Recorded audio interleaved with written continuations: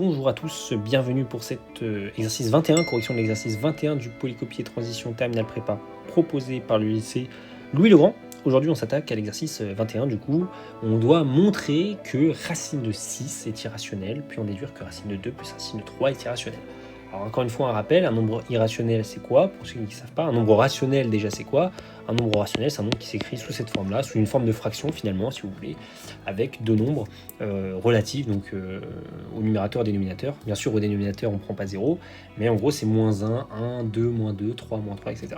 Voilà, ça c'est un nombre rationnel. Nous on veut montrer que racine de 6 est irrationnelle. Ok, bah alors ça, juste je vous ramène à la vidéo, à l'exercice, il me semble que c'est l'exercice 18, attendez, ouais, 18, exercice 18, où on montre que n'importe quel carré non parfait est irrationnel. Ça, je vous ramène à l'exo 18 pour montrer, j'expliquerai ce que c'est aussi un carré parfait là-bas. Mais en gros, racine de 6 est irrationnel. Ça, c'est la conclusion de notre exercice. Et en gros, nous, on veut montrer maintenant que racine de 2 plus racine de 3 est irrationnel. Ok.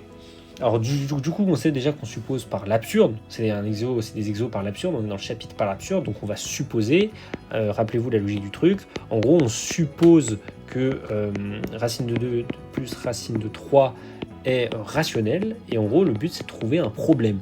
On va supposer que ce nombre est rationnel, mais vu qu'on veut montrer qu'il n'est pas rationnel, on va trouver un problème quelque part, on va trouver un truc faux. Voilà. Alors là maintenant on se pose et on se dit... Alors, ce qu'on a montré juste avant, il fallait montrer que racine de 6 était irrationnelle. Comment on peut relier, à votre avis, racine de 6, racine de 2 et racine de 3? Eh ben, moi au début, je me suis dit, comment on allie ceci, les racines de 2 et les racines de 3, souvent on les allie avec un produit. Si je fais racine de 2 fois racine de 3, ça me fera racine de 6. Comment je fais à partir de racine de 2 plus racine de 3 pour avoir un produit? Et là, c'est un truc de seconde, première, etc. C'est le truc à penser. Rallier racine de 2 plus racine de 3 en produit. Si je fais racine de 2 plus racine de 3 au carré, mon identité remarquable, rappelez-vous pour les secondes notamment, ça va être quoi? Ça va être racine de 2 au carré plus racine de 3 au carré, ça va me faire du 5 plus 2 fois racine de 2 fois racine de 3. Et ça, du coup, ça me fait du 5 plus racine de 6. 2 racines de 6. Ça, c'est racine de 2 plus racine de 3 au carré. Ok. Et donc, rappelez-vous, ça aussi, je l'ai montré dans un exo d'avant. Nous, on sait que racine de 6 est irrationnelle. Et on veut exploiter au maximum cette propriété pour trouver un problème. Racine de 6, là, regardez, si je manipule un peu, peut-être que je pourrais trouver... Racine de 6, c'est irrationnel. Donc, c'est pas censé s'écrire sous forme de fraction. Mais vu que moi, je vais exhiber un problème, et ben peut-être que je peux isoler racine de 6. Regardez, si j'isole racine de 6, comme si j'isolais x dans une équation, j'aurais bien ça. Racine de 6, ça sera cette expression-là. Mais donc là, je viens d'écrire racine de 6 comme une fraction. On est d'accord?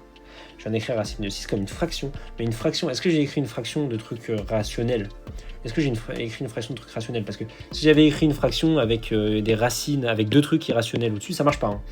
Un rationnel, c'est bien une fraction de trucs d'entier, ou alors une fraction d'elle-même de rationnel, parce que ça, on peut se ramener à une fraction d'entier. Mais en gros... Dans l'idée, moi, rappelez-vous, j'ai supposé que racine de 2 plus racine de 3 était rationnelle.